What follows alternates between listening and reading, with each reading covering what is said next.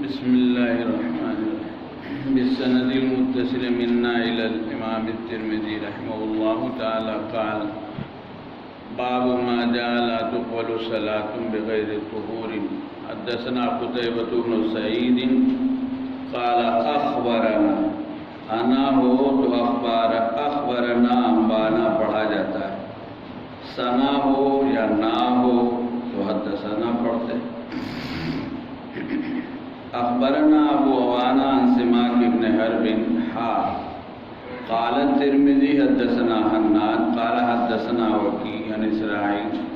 یہ وکیع امام شافعی رحمۃ اللہ علیہ کے اساتذہ میں اور امام ابو حنیفہ کے خواص سے تلامذہ میں بات آ چکی ہے، جن کا شعر بہت مشہور ہے. شکوت الی وکیع سوء حفظہ عن اسرائیل عن سماک بن حرب. دونوں سندیں یہاں مل گئیں. عن موسیٰ بن سعد عن ابن عمر رضی اللہ عنہما عن النبی صلی اللہ علیہ وسلم قال لا تقبل الصلاة بغیر طہور ولا صدقۃ من قربۃ.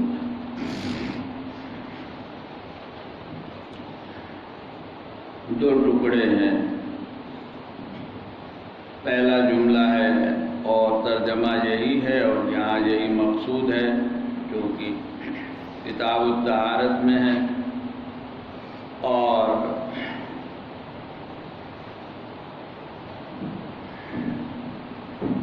لا تقبل صلاۃ بغیر طہور، قبولیت کے کیا معنی ہے؟ علماء نے تفصیل کی ہے کہ قبول دو مفہوم میں استعمال ہوتا ہے اور اصطلاحی طور پر اس کے لیے لفظ آتا ہے قبول اصابت اور قبول اثابت. ایک صاد ثواب سے، ایک سا ہے نا سا بہت ہلکا ادا کیا جاتا ہے. عرب جس طرح ادا کرتے ہیں تو لوگ اس کو تا بنا دیتے ہیں اور اس کا نتیجہ یہ ہے کہ وہ سو بولتے ہیں تو لوگوں نے تو بنا دیا. جو ہندوستانی رہتے ہیں وہ اس کو سر میں. اب اصطلاح تو قاریوں سے پوچھو بھائی، پڑھا تو میں نے بھی ہے لیکن بہت اچھا بہت زیادہ نہیں بتا سکتا.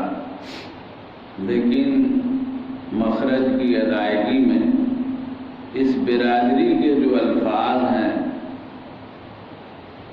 حروف جو ہیں نا، ان میں برادریاں ہیں. مثال کے طور پر ضاد ہے، ضا ہے، ذال ہے، زا ہے نا بھائی. چار ہے ایک برادری، فرق ہے. اور اردو فارسی میں تو ایک چیز اور ہے اسی برادری کی، تین نقطے جس پہ ہوتے ہیں. اب دکھتا نہیں ہے، لوگ لکھتے نہیں ہیں. بہت سے الفاظ کا جز یہی ہے، تین نقطوں والا. جیسے ریکا کی برادری کا ایک ہے جس کے سر پہ تاج رکھا ہوا ہے، پا کی شکل، جو یوپی سے جب بہار جاتا ہے تو چونکہ فاصلہ بہت ہے اور سڑکیں بھی خراب ہیں تو نیچے گر جاتا ہے یا ادھر سے ادھر ہو جاتا ہے. تو گھوڑا سڑک پڑ، اب وہ جو گرا تو کہیں نہ کہیں جا کے چپکا. تو گھوڑا سڑک سے گرا اور پڑ پہ چلا گیا. تو یہ دو حرف ہے نا ساتھ میں اردو میں، عربی میں. ایسے ہی وہ ہے زا اور زا. اژدہا جو ہے نا اجدہ، وہاں پر اس طرح ادا ہوتا ہے۔ بہت سے الفاظ ہیں جس میں وہی حرف ہے، تو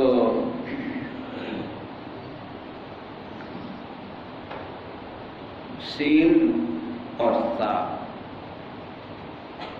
ملتے جلتے ہیں، لیکن سین میں ذرا آواز ہے، شین آگے بڑھ جاتا ہے، سا سب سے ہلکا ہے، جس کی ادائیگی میں بڑی احتیاط کرنی، جیسے ضاد سب سے گاڑھا ہے، حتیٰ کہ وہ ادائیگی دال سے سمجھی جاتی ہے، حالانکہ دال الگ ہے، ضاد الگ ہے، ضا الگ ہے۔ اب ظاہر ہے کہ کچھ نہ کچھ تو پڑھنا پڑے گا، سمجھنا پڑے گا، تب ہو پائے گا، جھگڑے بھی ہو جاتے ہیں۔ خیر، قبول اصابت جس کا مفہوم ہے صحت، اور قبول اصابت جس کے لیے دوسرا لفظ قبول اجابت بھی استعمال ہوتا ہے، جس کا مفہوم ہے پسندیدہ ہونا۔ ایک چیز ہے کسی کام کا درست ہونا، صحیح ہونا، اور ایک چیز ہے کسی کام کا پسندیدہ ہونا۔ درستگی نہیں ہونے میں تو سرے سے کالعدم ہے، اور پسندیدگی کا مسئلہ یہ ہے کہ بعض مرتبہ صحیح تو ہو جاتا ہے لیکن ناپسند ہوتا ہے۔ فریضہ ذمے سے ادا ہو گیا مطالبہ، لیکن کراہت کے ساتھ۔ یہ ہے اصابت یا اجابت۔ احادیث میں دونوں مفہوم میں استعمال ہوا، الگ الگ۔ مثلا لا تقبل صلاة الحائض الا بخمار، اب یہ قبول اصابت ہے، بالصاد۔ حائض کی نماز درست ہی نہیں ہوتی بغیر سطر کے، جس سے مسئلہ نکلا کہ نماز میں سطر بالغ کے لیے ضروری۔ ایسی اور بھی مل جائے، اور وہ روایات جن میں مثلاً بعض معاصی میں مبتلا لوگوں کی نماز کی عدم قبولیت ہے۔ شرابی، اپنے آقا سے بھاگا ہوا غلام، وہاں اگر یہ لفظ آیا ہے کہ لا تقبل صلاة العبد العائق، مثلاً عبد العابق، تو یہاں قبول اصابت نہیں ہے، قبول اجابت اور اصابت۔ نماز کی صحت ذمے سے ثابت ہونا، مطالبہ فریضے کا ختم ہو جانا، یہ موقوف ہے اس بات پر کہ نماز کو جملہ فرائض کے ساتھ ادا کیا جائے۔ ایک مسلمان جب نماز کو اس کے جملہ فرائض، جن کو اصطلاح میں ارکان و شرائط کہتے ہیں، جن کی تفصیل انشاءاللہ آگے آئے گی، زندگی رہی تو نماز ہو جاتی ہے، نماز ہو جاتی ہے۔ آپ یہ نہیں کہتے نماز نہیں کہہ سکتے، ہاں ناقص ہو سکتے، کراہت والی ہوگی، تنزیہی ہو، تحریمی ہو، سنن اور آداب کے بغیر جو نماز پڑھی جائے گی مثلا تو ہو جائے گا، فریضہ ذمے سے ثابت ہو جائے گا۔ یہ جو بہت سے لوگ بے تکلف بعض کوتاہیوں کی بنا پر یا بہت سی کوتاہیوں کی بنا پر کہہ دیتے ہیں، حتیٰ کہ بسا اوقات علماء بھی کہہ دیتے ہیں، وہ ظاہر ہے وہ علماء کون ہوتے ہیں؟ وہی فارغ، آگے تو کچھ ہے، نماز نہیں ہوئی، نماز نہیں ہوئی، اس کی وجہ سے نہیں ہوئی، اس کی وجہ سے نہیں ہوئی، ایسا نہیں۔ ارکان کا جب اہتمام ہوگا، فرائض کا جب اہتمام ہوگا، تو نماز کے نہ ہونے کے کوئی معنی ہی نہیں ہے۔ ہاں واجب الادا ہو سکتی ہے، جیسے سجدہ سو کی شکلوں میں آپ نے پڑھا، تو صحت موقوف ہے اس پر کہ فرائض میں سے کوئی چیز نہ چھوٹے۔ 8-10 جو بھی فرائض ہیں نماز کے، داخلی خارجی، ان میں کوئی چیز چھوٹنی نہیں چاہیے، تب تو نماز ہو جائے گی، اور اگر ان میں کمی ہو جائے گی تو پھر نماز نہیں ہوگی۔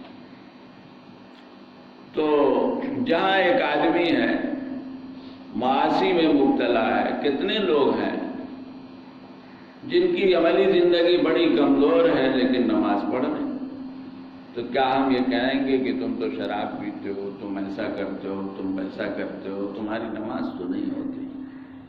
نہیں، نماز ہو جاتی۔ جو حدیث ہے ایسے لوگوں کی نماز نہیں ہوتی، تو اس کا مطلب یہ ہے اللہ قبول نہیں کرتے، تو اس کا مطلب یہ ہے کہ اللہ پسند نہیں کرتے۔ زائد سے زائد جو ثواب ملنا چاہیے وہ نہیں ہوتا۔ لیکن یہ جو معاملہ ہے کہ نماز کا پڑھنا فرض ہے، نہیں پڑھو گے تو سوال ہوگا، یہ بات ختم ہو جائے گی جب نماز اپنے جملہ ارکان کے ساتھ ادا کی جائے، اور جب واجبات و سنن اور مستحبات ان سب کی رعایت کر کے پڑھی جائے گی تو جتنی رعایت ہوگی نماز اتنی ہی کامل ہوگی، اتنی ہی پسندیدہ ہوگی۔ اور عام طور سے ہماری نمازوں میں اس نسبت سے بہت کمی ہے۔ اس واجبات تو کسی قدر آدمی کر لیتا، سنن، مستحبات، خشوع خضوع ہے، یہ سب چیزیں ظاہر ہے کہ نہیں ہیں اکثر و بیشتر، تو پھر نماز میں روح نہیں ہے، طاقت نہیں ہے، وہ نماز نہیں ہے جس کے لیے کہا گیا ان الصلاۃ تنہا۔ دیکھو قرآن میں لکھا ہے نماز اکیلے پڑھا کر، ان الصلاۃ تنہا عن الفحشاء والمنکر، ہے نا بھائی؟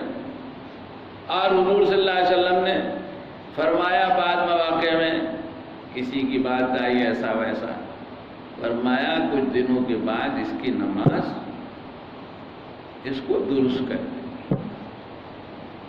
تو نماز جب نماز ہوگی، اسی طرح جملہ عبادات ہے، روزہ ہے، حج ہے، زکوٰۃ ہے، تو جو فوائد بتائے گئے ہیں ان فرائض کے وہ فائدے حاصل ہوں گے۔ لیکن جب وہ بات نہیں ہوگی، روزہ وہ نہیں ہوگا جو ہونا چاہیے، زکوٰۃ میں وہ بات نہیں ہوگی جو ہونی چاہیے، حج میں وہ بات نہیں ہوگی جو ہونی چاہیے، تو بس وہ کھانا پوری تو ہو جائے گی، آگے جو فائدے بتائے گئے ہیں وہ نہیں۔ تو بہرحال دونوں معنی میں استعمال ہوا ہے۔ پھر یہ گفتگو ہے کہ لفظ جب دونوں معنی میں استعمال ہوتا ہے تو بطور اشتراک کے کی حقیقت اور مجاز کے، اور پھر کون حقیقت ہے کون مجاز ہے، اب یہ تفصیلات تو شروع میں دیکھیں۔ یہاں کیا مراد ہے؟ تو لفظ جب مشترک ہے تو مشترک میں کسی ایک معنی کے مراد لینے کے لیے قرینے کی ضرورت ہوتی ہے۔ بعض علماء نے کہا کہ یہاں چونکہ قرینہ نہیں ہے لہذا ہم کچھ نہیں کہہ سکتے، یعنی گویا تفویض ہے، لیکن عام طور سے شراح کی یہ رائے ہے۔ ایک رائے ہے جس کی نسبت گنگوئی کی طرف ہے کہ عموم مراد ہے، اکثر لوگ کسی ایک پہلو کو اختیار کیے ہوئے ہیں۔ مولانا تقی صاحب نے تو فرمایا ہے کہ یہاں قبول اجابت اور اصابت بالصواب وہ مراد ہے، چونکہ آگے قبول اصابت کا تذکرہ آ رہا ہے۔ باب آ رہا مفتاح الصلاۃ الدخول، جس کا مقصد اس کو بیان کرنا ہے۔ اور زیادہ تر لوگ یہ کہتے ہیں کہ یہاں قبول اصابت مراد ہے۔ امام ترمذی رحمۃ اللہ علیہ کی جو عادت ہے اس کو دیکھیں، لحاظ کریں تو یہ سمجھ میں آتا ہے کہ یہاں مقصد نہ اس کو بیان کرنا ہے نہ اس کو بیان کرنا ہے۔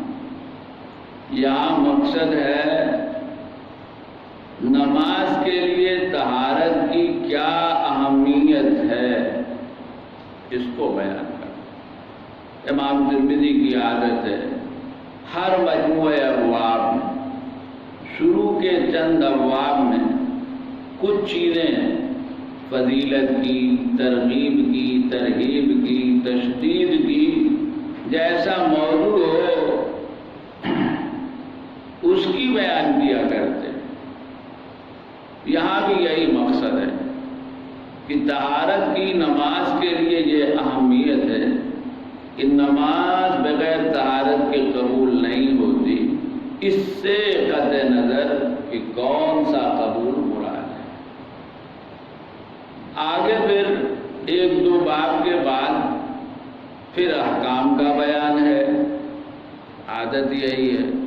تو سب سے پہلی چیز جو بیان کی ہے وہ ہے مفتاح الصلاۃ، وہاں یہ بتانا ہے کہ طہارت نماز کے لیے ضروری ہے بدرجہ شرط، کہ نماز اس کے بغیر نہیں ہوگی۔ اور لا تقبل اہمیت ہے، ورنہ دوسرا اقوال جو لوگوں کے ہیں اس کو لیں تو لا تصح وغیرہ سے تفسیر کی گئی ہے۔ اور بعض روایات میں الفاظ بھی ہیں کچھ اس طرح کے، جیسے کہ طہارت کی تو کئی شکلیں ہیں، لیکن اغلب احوال میں آدمی حدث اصغر میں ہوتا ہے اور وضو کیا کرتا ہے، تو اس لیے یہاں وضو مراد ہے۔ اور حضرت ابو ہریرہ وغیرہ کی بعض روایتوں میں اس کی صراحت بھی ہے، لا صلاۃ لمن لا وضوء لہ، محدث کی نماز بغیر وضو کے قبول نہیں ہوتی۔ لا تقبل الصلاۃ بغیر وضو، اب صلاۃ تو مطلق ہے، بعض لوگوں نے نماز جنازہ اور سجدہ تلاوت اس کو باہر قرار دیا ہے، اس وجہ سے کہ سجدہ مکمل نماز نہیں ہے، اور جنازے کی نماز تو نماز کہہ دیتے ہیں، وہاں بھی نوعیت یہی ہے۔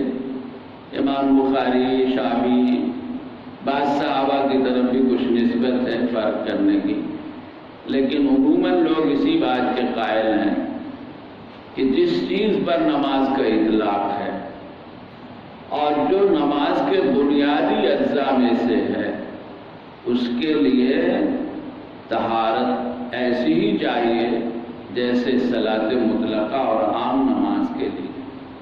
لہذا نماز جنازہ ہو یا سجدہ تلاوت، جمہور ائمہ اربعہ وغیرہ اکثر حضرات کے نزدیک سب کے لیے طہارت چاہیے، وضو چاہیے، تیمم چاہیے، جو بھی ہو اس کے بغیر ادائیگی نہیں ہوگی۔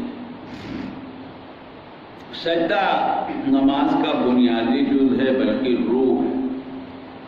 نماز جنازہ میں رکوع سجدہ نہیں ہے، لیکن کہا یہی گیا ہے، اور رکوع سجدہ نہ ہونا ظاہر ہے کہ بہت بڑی مصلحت کے تحت ہے،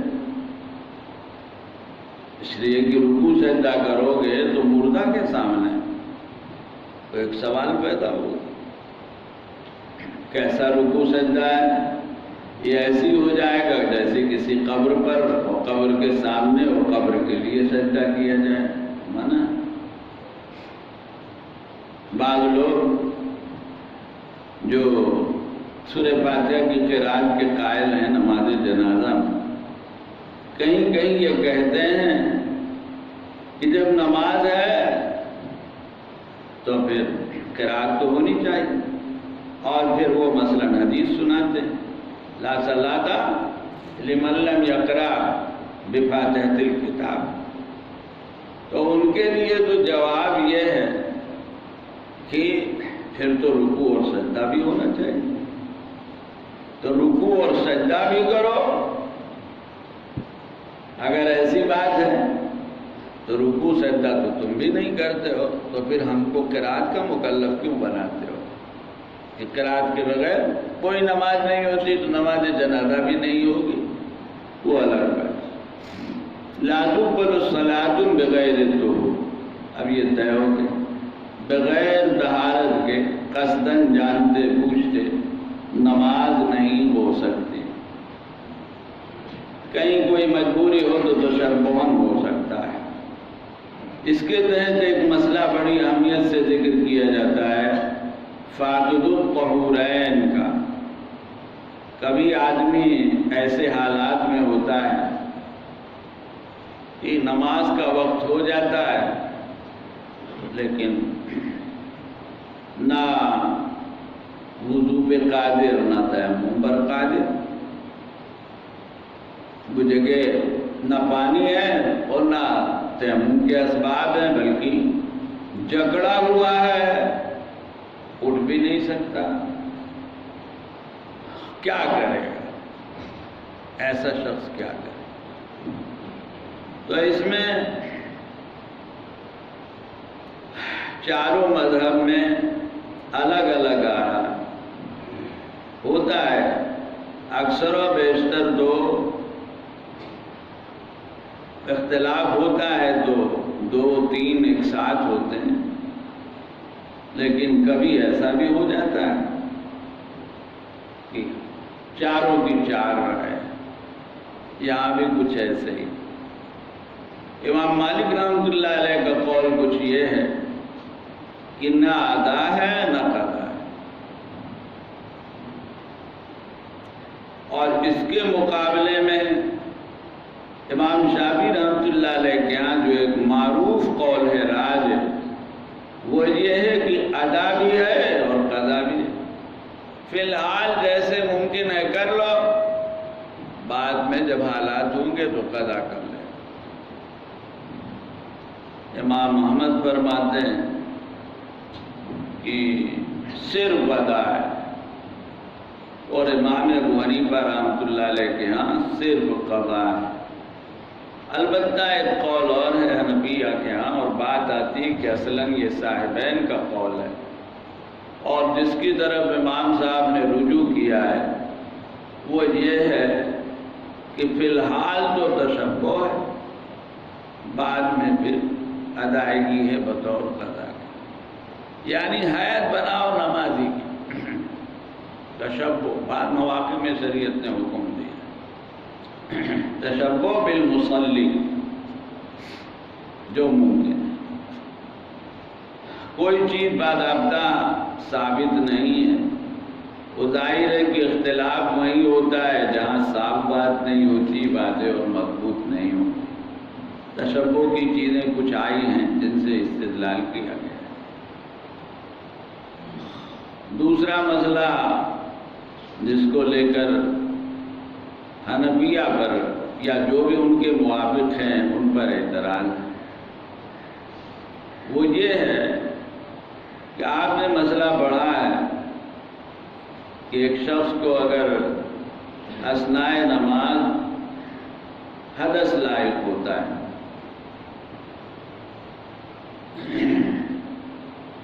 تو وہ جائے وضو کرے اور جہاں سے نماز چھوٹی تھی پڑھ لاحق پڑھا ہے آپ نے، اس کو بنا کہتے ہیں۔ 2 رکعت کے بعد ایسا ہوا، وضو کر کے آؤ اور بقیہ 2 رکعت پڑھ لو۔ اس میں بات یہ آئی کہ بھائی بیچ میں جو وقفہ ہے تو یہ تو بغیر طہارت کے ہے، وہ طہارت کے بغیر نماز نہیں ہوتی۔ تو حنفیہ نے ایک بات تو یہ کہی کہ بھائی، اور وہ بنیادی جواب ہے کہ روایات میں اس کا تذکرہ ہے، صحابہ کی ایک جماعت ہے، کئی لوگ ہیں، حضرت عائشہ، حضرت ابو سعید خدری، عبداللہ ابن عمر وغیرہ، جن سے مرفوعاً اور موقوفاً یہ بات نقل کی گئی ہے کہ انہوں نے اس کی اجازت دی، اور روایت میں بنا کی بات آئی ہے، ابن ماجہ وغیرہ میں روایت۔ تو پہلی بات تو یہ روایت پر بنا ہے۔ اب روایت ٹھیک ہے، آپ کے نزدیک کمزور ہو، امام ابو حنیفہ رحمۃ اللہ علیہ نے اعتماد کیا ہے۔ بات یہ بھی آئے گی، حضرت عمر رضی اللہ تعالیٰ عنہ نے نماز شروع کی تھی، اسی حال میں ان پر حملہ کیا گیا، اور پھر وہ پیچھے ہٹے اور دوسرے کو اپنی جگہ کھڑا کر دیا، تو جہاں سے چھوڑی تھی وہاں سے نماز پڑھائی۔ ایک جواب تو یہ ہو۔ دوسرا جواب وہ بھی نصوص پر مبنی کہ بعض مرتبہ بعض وجوہ سے کچھ استثناءات ہوتے ہیں۔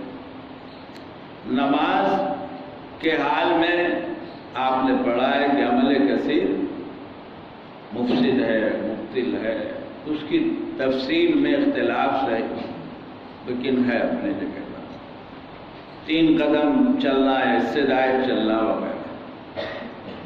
لیکن صلاۃ الخوف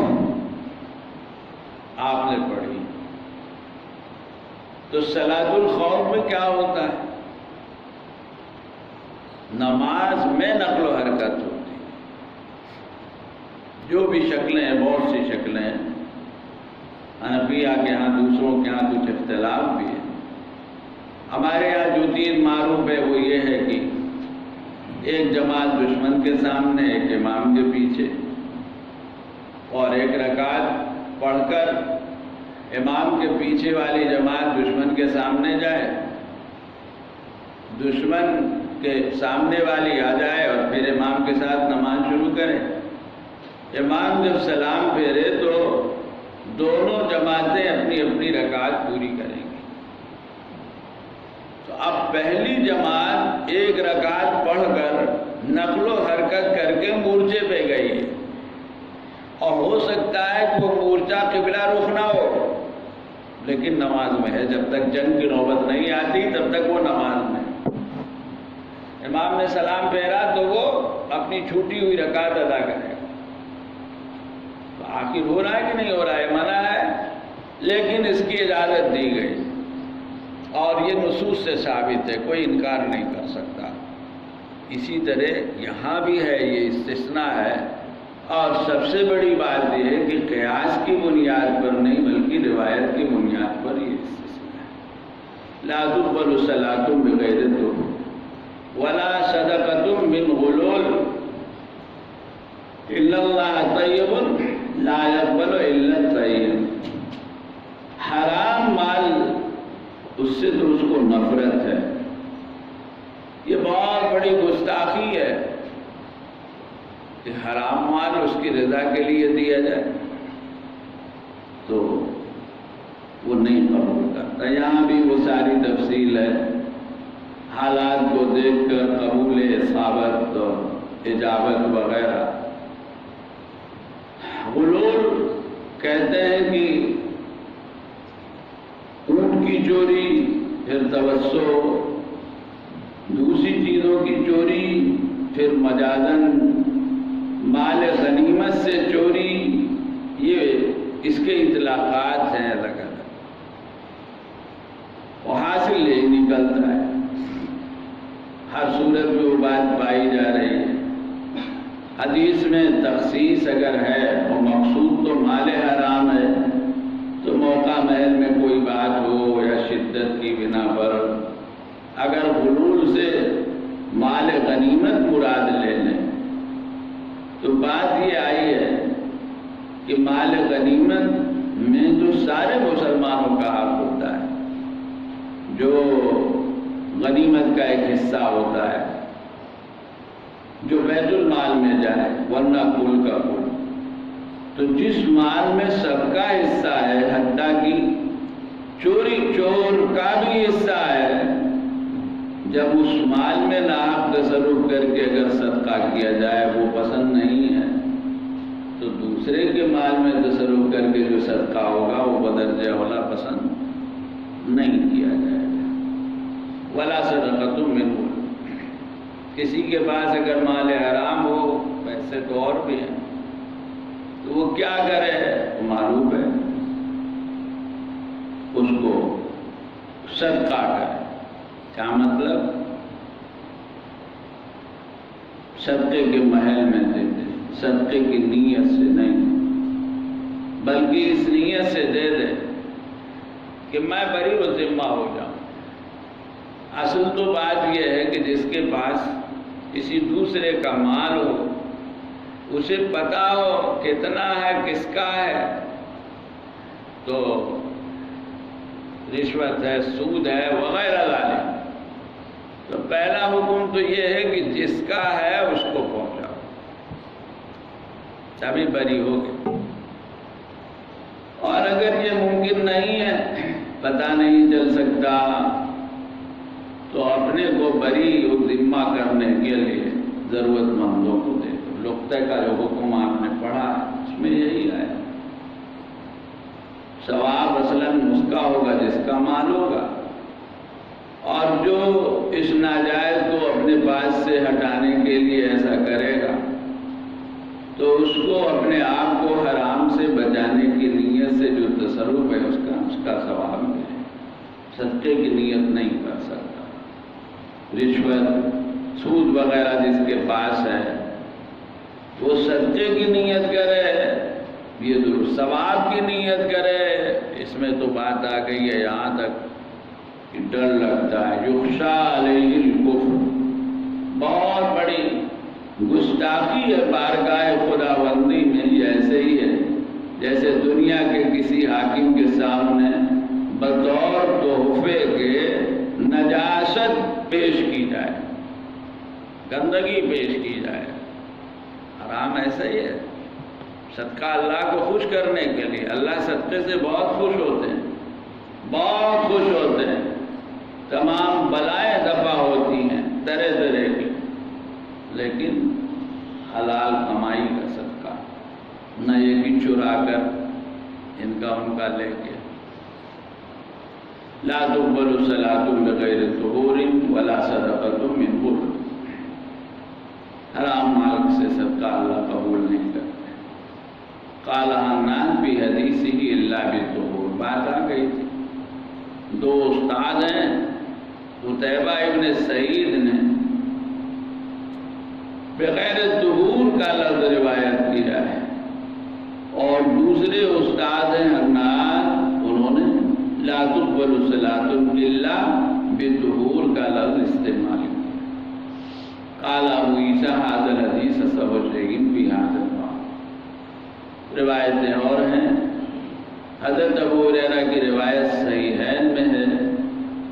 بعض کی رائے ہے اس کو ایسا کہنا چاہیے، لیکن امام ترمذی رحمۃ اللہ علیہ کی نظر بظاہر اس طرف ہے کہ سیاہ ستہ میں بخاری کے علاوہ بقیہ سب کتابوں میں روایت موجود. ایک روایت جو کئی کتابوں میں ہوتی ہے، سب جگہ ایک ہی لفظ کا ہونا ضروری نہیں ہوتا، بنیادی طور پر مفہوم ایک ہوتا ہے، یعنی گویا مشترک معنی کے اعتبار سے منوان الفاظ کا معاملہ کوئی ضروری نہیں ہوتا ہے.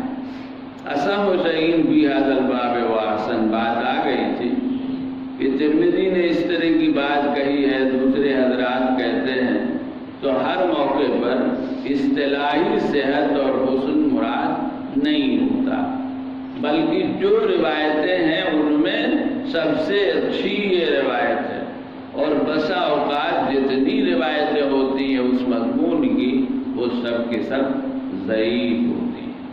تو اس نسبت سے ایسا کہہ دیتے ہیں. موقع محل سے سمجھا جائے گا کہ یہاں کیا مراد ہے. قاعدہ یہی ہے کہ اصطلاحی الفاظ کو ہر موقع پر اصطلاحی مفہوم میں نہیں بولا جاتا. کبھی کبھی معروف اصطلاح سے الگ ہٹ کر بھی گفتگو اور بات کی جاتی ہے. صحیح کا لفظ ثابت کے معنی میں آتا ہے، اصح کا لفظ اچھا، اجود وغیرہ کے مفہوم میں آتا ہے. اصطلاح میں اصح اور احسن استعمال ہوتا ہے، صحیح اور حسن استعمال ہوتا ہے. دوسرے لفظ سے جب ہم تشریح کریں تو اجود مثلا، یہ غیر اصطلاحی لفظ ہے، یہ تعبیر نہیں ہے۔ بنیادی طور پر روایت وغیرہ کو دیکھتے ہوئے حدیث صحیح نہیں ہے اصطلاحاً، لیکن ذخیرے میں جو چیزیں موجود ہیں ان میں سب سے اچھی قابل اعتبار ہے۔ وفی الباب نبی الملی نبی بابی ہریرہ، حضرت ابو ہریرہ کی روایت صحیحین میں آئی ہے، لفظ تھوڑا سا مختلف ہے۔